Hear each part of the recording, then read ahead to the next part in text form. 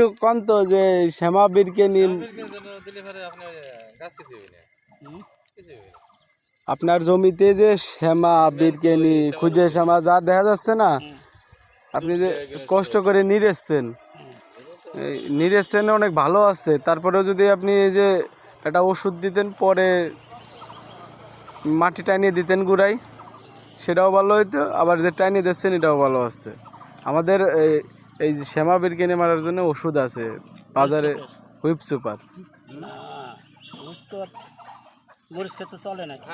মরিচ খেতে চলে, মরিচের জালেও যদি থাকে তাও সমস্যা হয় না।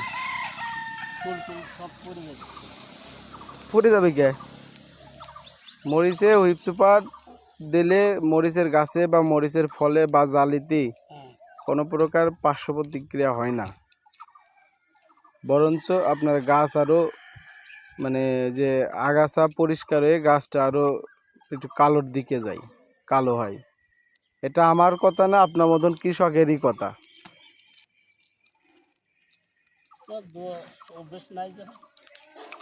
এর পরবর্তীতে আবার যখন হবে না, তখন দিয়ে ট্রাই করে দেখবেন।